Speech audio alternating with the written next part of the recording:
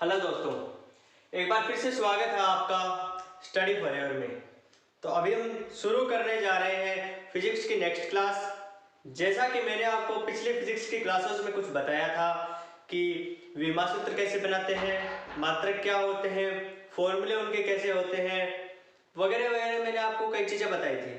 तो दोस्तों, अब उसी सीरीज में आगे चलते हुए हम शुरू करते हैं फिजिक्स में गति का टॉपिक। आज का फिजिक्स का हमारा जो टॉपिक है उसका नाम है गति, जिसको बोलते हैं इंग्लिश में मोशन। मोशन मोशन यानी गति। तो दोस्तों, सबसे पहले बात करते हैं कि गति गति होती क्या है। अगर इसकी डेफिनेशन बात करें तो वो होगी समय के साथ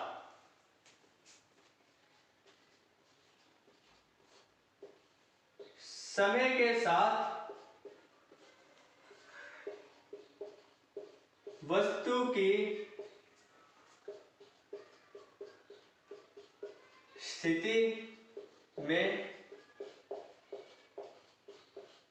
परिवर्तन। समय के साथ वस्तु की स्थिति में परिवर्तन को गति कहते हैं।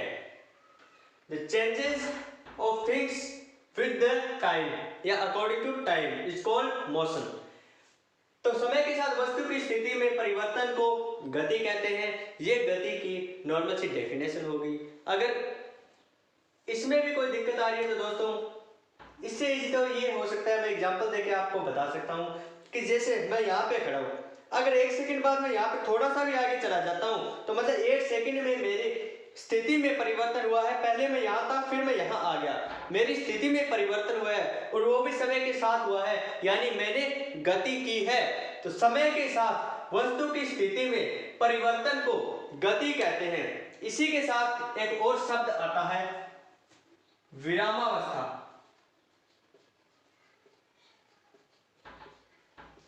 विरामावस्था जिसको बोलते हैं रेस्ट। समय के साथ वस्तु की स्थिति में कोई परिवर्तन न हो तो उसको विरामावस्था या विरामावस्था या रेस्ट में बोलते हैं। कि अगर कोई वस्तु है, जैसे मैं यहाँ, यह बोर्ड है, यहाँ पे है, आज भी यहाँ पे है, एक घंटे बाद भी यहाँ पे होगा, कल भी यहाँ पे होगा, यानी समय के साथ वस्तु की स्थिति में कोई परिवर्तन नहीं हो रहा, तो इसको विरामावस्था में बोलेंगे या कहेंगे कि वस्तु रेस्ट में है, विरामावस्था में है। तो दोस्तों, ये गति की, मोशन की और विरामावस्था यानी रेस्ट की डेफिनेशन मैंने आपको बताई है। अब आगे चलते हैं दूरी की डेफिनेशन की ओर। बात करते हैं दूरी की। दूरी की अगर बात करें तो तय किए गए मार्ग की कुल लंबाई,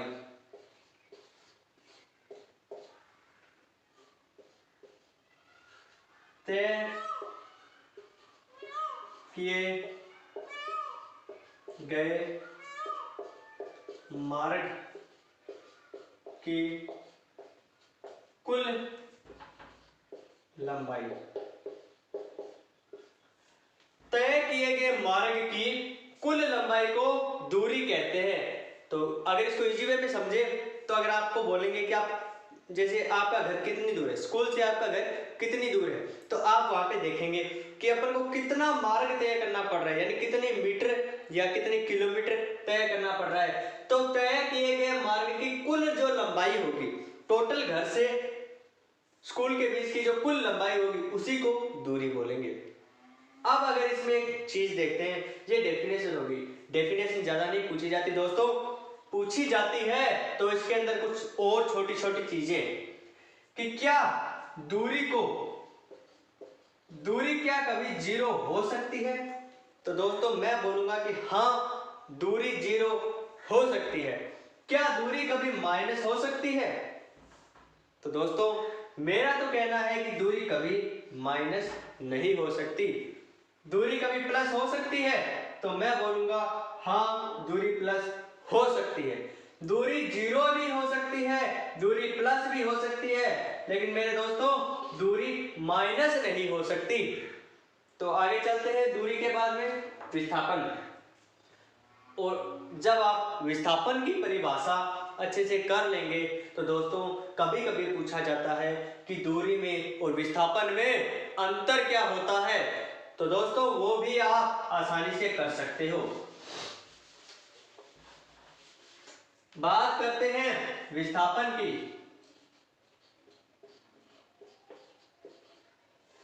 तो विस्थापन की परिभाषा होगी दो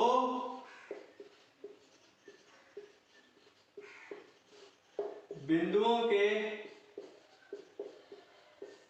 बीच की न्यूनतम दूरी। दो बिंदुओं के बीच की न्यूनतम दूरी, अगर मैं आपको इसे समझाऊं,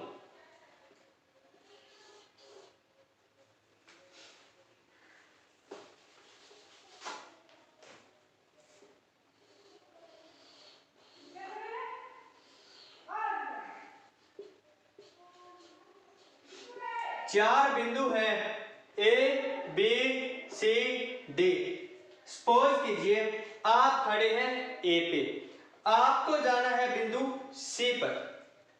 अगर आप ए से बिंदु सी पर जाते हैं और अगर आप जाते हैं ए से बी, बी से सी, तब तो आपका ये होगी दूरी, क्योंकि दूरी होगी A B, A plus B या फिर A B plus B C, ये आपकी दूरी हो जाएगी। विस्थापन, क्योंकि यही है कि तय किए गए मार्ग की कुल लंबाई, यानी ए से बी गए और बी से सी गए, ये हो गई आपकी दूरी। लेकिन अगर बात करें विस्थापन की, तो विस्थापन में ये बोलता है कि दो बिंदुओं के बीच की न्यूनतम दूरी, जो न्यूनतम दूरी होती है उसको विस्थापन कहते हैं। यानी अपन सीधे भी तो सी तक जा सकते हैं, तो सीधे अगर सी तक गए तो ये न्यूनतम दूरी हो गई ए बी का whole square minus B C का whole square is equal to A C square.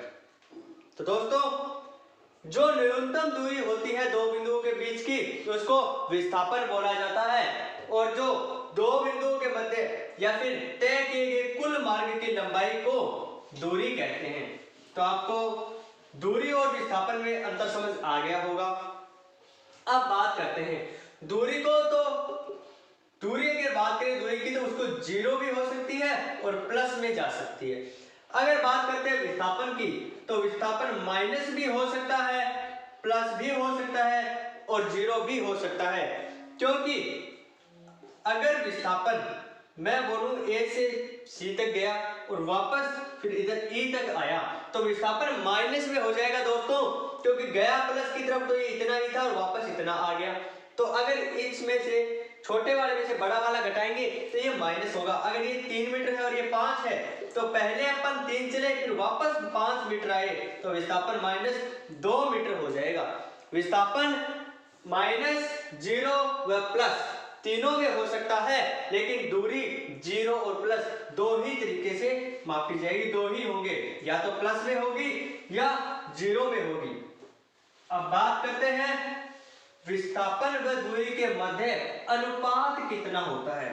दोस्तों एग्जाम्स में क्वेश्चन का लेवल बढ़ रहा है, आपसे नॉर्मल चीजें नहीं पूछी जाएंगी और ये चीजें लेवल वाले क्वेश्चन के होती हैं कि जैसे ये को जीरो प्लस माइनस या फिर जीरो या प्लस कैसी वैल्यू होती है, प्लस इनके मध्य ग्राफ। अगर बात करते हैं दूरी व विस्थापन के ग्राफ की, दूरी व विस्थापन के अनुपात की, दूरी अनुपात विस्थापन, आपको पता है दूरी कभी कम, सबसे कम दूरी नहीं होगी, सबसे कम होगा विस्थापन, क्योंकि इसको माइनस में भी मापा जाता है, ये माइनस में भी चली जाती है। यानी दूरी हमेशा विस्थापन के बराबर या विस्थापन के से ज्यादा होगी, विस्थापन से कम नहीं हो सकती कभी दूरी। तो यानी अगर दूरी 1 है तो विस्थापन को अपन इसके बराबर लिख सकते हैं, 1:1 होगा, या फिर 1 से, यानी कि आपको मैंने अभी बताया, वापस से समझा देता हूं कि दूरी है, इसको अपन जीरो या प्लस में या तो ये 0 हो सकती है या प्लस की वैल्यू हो सकती है, लेकिन विस्थापन जो है वो -0 और प्लस तीनों हो सकता है।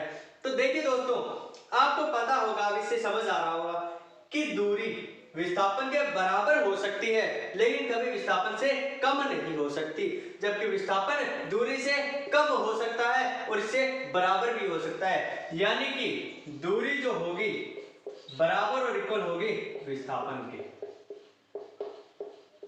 ग्रेटर देन इक्वल विस्थापन होगी। अगर बात करते हैं दूरी और विस्थापन के मध्य ग्राफ की, तो या तो अगर बड़ा होता है तो उसको 1 से डिनोट करेंगे इस अनुपात में, अगर बराबर होता है तो उसको, अगर बड़ा बराबर है तो 1 से करेंगे और बड़ा है तो ज्यादा से, क्योंकि 1:1 ही तो 1 होता है, 1:1 ही 1 होता है। अगर इसका भी 1 है और इसका भी 1 है यानी ये दोनों बराबर हो गए। तो अगर इसका अनुपात पूछा जाए तो ऑप्शन में आपको दिया हुआ आएगा कि 1 या 1 से ज्यादा, क्योंकि अगर ये बराबर हो तो इनका अनुपात 1 आ रहा है, अगर ये बड़ा हो तो दूरी 1 से ज्यादा आ रही है, दूरी का अनुपात 1 से ज्यादा आ रहा है। तो ऑप्शन में आपको दिया हुआ होगा 1 या 1 से बड़ा या ज्यादा, ये होगा इसका आंसर। अब इसी तरह एक और पूछा जाता है अनुपात, विस्थापन व दूरी के मध्य क्या अनुपात होगा। तो दोस्तों बात थोड़ी सी चेंज हुई है कि विस्थापन में दूरी के मध्य क्या ग्राफ होगा। तो यहां पे आ जाएगा विस्थापन अनुपात दूरी। तो आपको मैंने बोला था, पहले ये लगा था यहां पे कि दूरी greater than is equal to विस्थापन, अब लगेगा विस्थापन is less than equal to दूरी, या तो इसके बराबर है दूरी के विस्थापन या दूरी से छोटा है, यानी कि या तो 1 होगा या तो 1 या 1 से कम, और पहले वाले में था, पहले वाले में हमें दिया था कि 1 या 1 से ज्यादा। इन दोनों अनुपातों को आप अच्छे से याद कर लेना, लेवल के क्वेश्चन में ये अनुपात आपसे जरूर पूछे जाएंगे, और जो जैसे आज के टाइम में क्वेश्चन बन रहे हैं डिफिकल्ट बन रहे हैं, कोई इनकी डेफिनेशन पूछना बड़ी बात नहीं है दोस्तों, डेफिनेशन 7th क्लास के बच्चे को भी पता होती है, लेकिन ये जो अनुपात है ना, वो ना ही तो हर किसी को निकालना आता है ना ही हर किसी को पता होता है। ये क्वेश्चन लेवल के क्वेश्चन होते हैं और ये आपसे पक्का पूछे जाएंगे अगर आपका एग्जाम अच्छे लेवल से हो रहा है। डेफिनेशन वाले दिन गए दोस्तों कि डेफिनेशन पूछी जाती थी, आप टिक करके आ जाते थे, आपको भी पता है ऐसे क्वेश्चन पूछे जाएंगे जो ऑप्शनल बना सके, जिनके 4 ऑप्शन दे सके और जो क्वेश्चन भी छोटे हो और हार्ड हो। अब आगे बात आती है त्वरण की।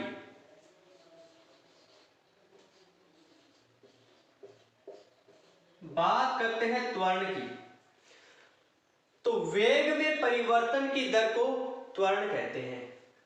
अगर डेफिनेशन की बात करें, वेग में परिवर्तन की दर को त्वरण कहते हैं। अगर कुछ इंग्लिश मीडियम वाले बच्चे भी हमारे साथ हों तो उनको बता दूं कि त्वरण को एक्सेलरेशन बोला जाता है, एक्सेलरेशन। और अगर इसकी डेफिनेशन बताऊं तो the rate of change of velocity, the rate of change of velocity is called acceleration. rate of change of velocity is called acceleration.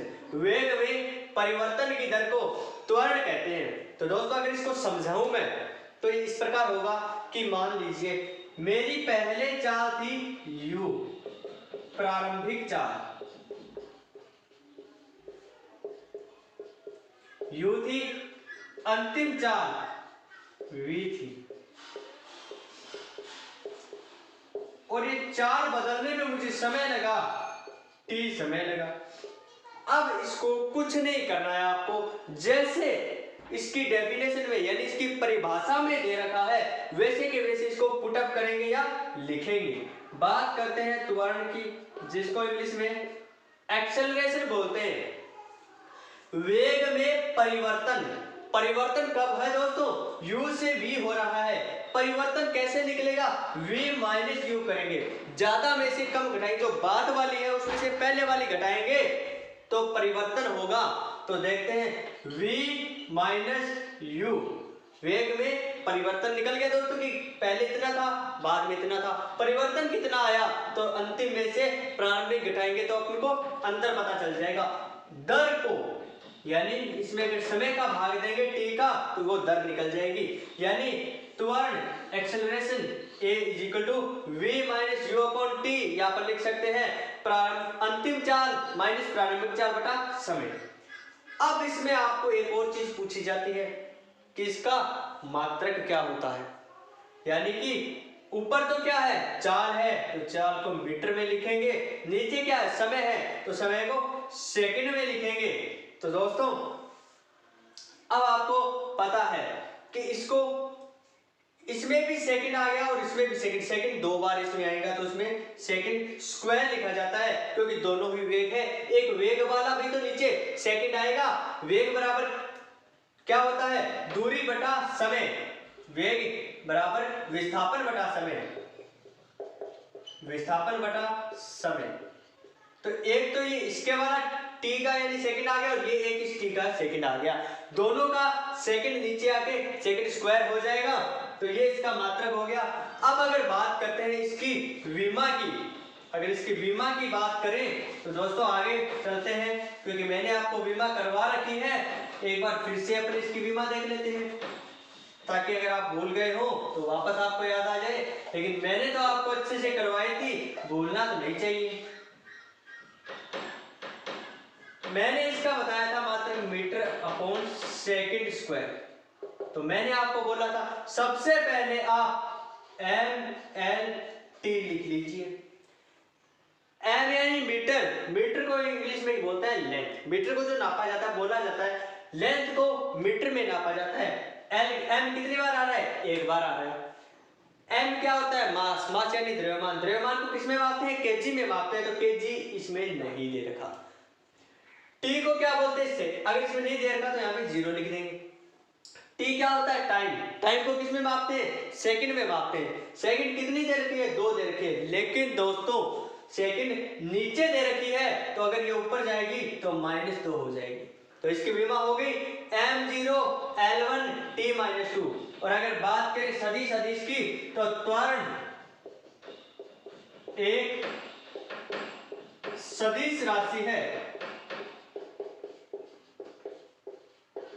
त्वरण एक सदिश राशि है और त्वरण -0 और प्लस तीनों हो सकते हैं। त्वरण माइनस में भी हो सकता है, त्वरण 0 भी हो सकता है, त्वरण प्लस में भी हो सकता है। अब ये तो मैंने आपको कुछ परिभाषाएं बता दी। मैंने आपको सबसे पहले बताई थी गति की परिभाषा। समय के साथ वस्तु की स्थिति में परिवर्तन को गति कहते हैं। समय के साथ वस्तु की स्थिति में कोई परिवर्तन ना हो तो उस वस्तु को रेस्ट में कहते हैं। तय किए गए मार्ग की विपूर्ण लंबाई दूरी कहलाती है। दो बिंदुओं के बीच की न्यूनतम दूरी को विस्थापन कहते हैं। वेग में परिवर्तन की दर को त्वरण कहते हैं। तो दोस्तों अब गति के भी कुछ अन्य परिभाषाएं हैं, गति के भी कुछ प्रकार होते हैं, उनकी भी परिभाषा देख लेते हैं। तो देखते हैं दोस्तों, एक समान गति, एक समान गति की अगर बात करते हैं तो समान समय में समान समय में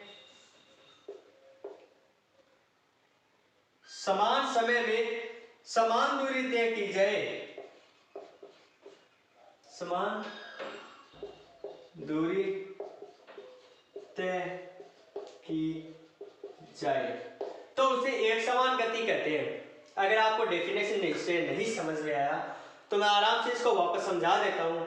जैसे कि मैं 1 मीटर प्रति सेकंड की चाल से चल रहा हूँ, यानी कि पर सेकंड में 1 मीटर चल रहा हूँ, और मेरे को जहां तक जाना है वहां तक मैं हर बार पर सेकंड, प्रत्येक सेकंड 1 ही मीटर चल रहा हूँ। मैंने अपनी चाल में कोई परिवर्तन किया नहीं किया।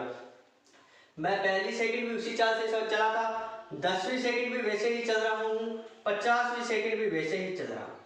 यानी कि पहली सेकंड से 50वीं सेकंड तक कहीं मैंने कोई मेरी चाल को ना तो बढ़ाया ना घटाया, उसी चाल से यानी कि 1 मीटर पर सेकंड की गति से मैं चल रहा हूं, तो मैं उसी गति से चलता रहूंगा।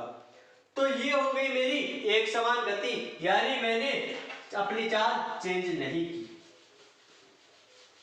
और अगर बात करते हैं एक समान गति की, तो ये तो उसमें नॉर्मल चीज होगी।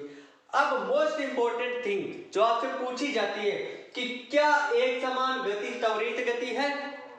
लेवल के क्वेश्चन में पूछा जाएगा कि क्या एक समान गति त्वरित गति है। तो दोस्तों आप लोग डेफिनेशन को और जो मैंने समझाया उसको देख के क्या आप बता सकते हैं कि क्या एक समान गति त्वरित गति है कि नहीं? तो दोस्तों इस क्वेश्चन के आंसर के लिए सबसे पहले आप लोग याद कीजिए मैंने त्वरण की, एक्सेलरेशन की क्या परिभाषा बताई थी। Rate of change of velocity is called acceleration. वेग में परिवर्तन की दर को त्वरण कहते हैं। तो दोस्तों क्या यहाँ पर कहीं पर भी वेग में परिवर्तन हुआ? मैंने पहली सेकंड भी 1 मीटर चला, 50वीं सेकंड भी 1 मीटर चला और 10वीं सेकंड भी 1 मीटर चला, क्या मेरे वेग में कहीं पे भी कोई परिवर्तन हुआ दोस्तों? नहीं हुआ। यानी त्वरण का तो यहाँ पे कोई काम ही नहीं है। तो हम बोल सकते हैं एक समान गति त्वरित गति नहीं है, क्योंकि अगर हमारे वेग में परिवर्तन होता यानी कि त्वरण लग जाता, फिर हमारी एक समान गति त्वरित गति हो जाती। अगर बात करते हैं असमान गति की, असमान गति की बात करें, समान समय में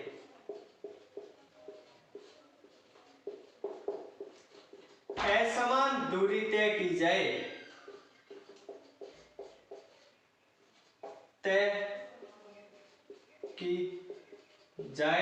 तो उसको असमान गति कहते हैं। यानी कि मैं पहली सेकंड चला 1 मीटर, दूसरी सेकंड चला 1 मीटर, 5वीं सेकंड चला 2 मीटर, 10वीं सेकंड चला 3 मीटर, यानी कि यहाँ पे मैं 1-1 मीटर चल रहा था, 5वीं सेकंड पे मैंने 1 सेकंड में 2 मीटर चलना स्टार्ट किया और 10वीं सेकंड तक आते आते मैंने पर सेकंड 3 मीटर से चलना शुरू कर दिया। यानी कि दोस्तों मेरी चाल में, मेरे वेग में परिवर्तन हुआ कि नहीं हुआ? कहां पे मैं 1 मीटर पर सेकंड चल रहा था और यहाँ पे मैं 3 मीटर पर सेकंड चल रहा था, यानी कि मेरी चाल में अंतर आया, यानी कि मेरी चाल में त्वरण उत्पन्न हुआ। तो दोस्तों हम बोलेंगे कि असमान गति त्वरित गति है। असमान गति को हम त्वरित गति बोलेंगे दोस्तों, क्योंकि इसमें त्वरण उत्पन्न हो रहा है। तो दोस्तों आज की क्लास में मैं आपको एक लास्ट इस पे न्यूमेरिकल और करवा देता हूं, क्योंकि दोस्तों इस क्वेश्चन पे जो एक्सेलरेशन की मैंने जो बात की है, त्वरण की मैंने जो बात की है, त्वरण पर न्यूमेरिकल यानी कि प्रश्न पूछे जाते हैं और मैं वो आपको एक प्रश्न करवा देता हूं। जैसे कि एक व्यक्ति अपने वेग में, एक व्यक्ति 2 सेकंड में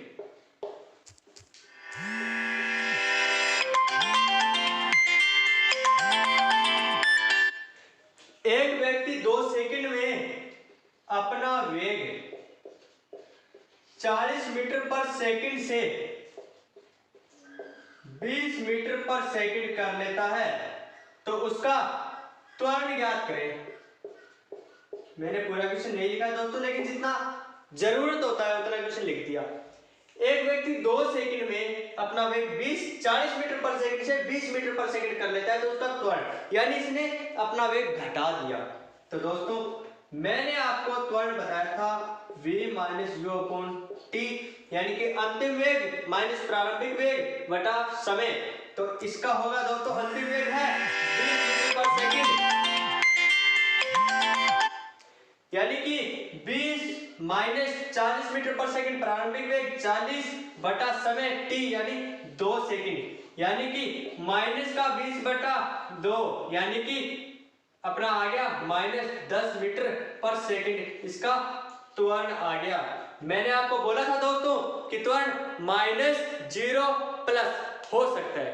तो चलिए दोस्तों आज की क्लास में इतना ही, आगे नेक्स्ट क्लास में करेंगे। क्लास आपको कैसी लगी?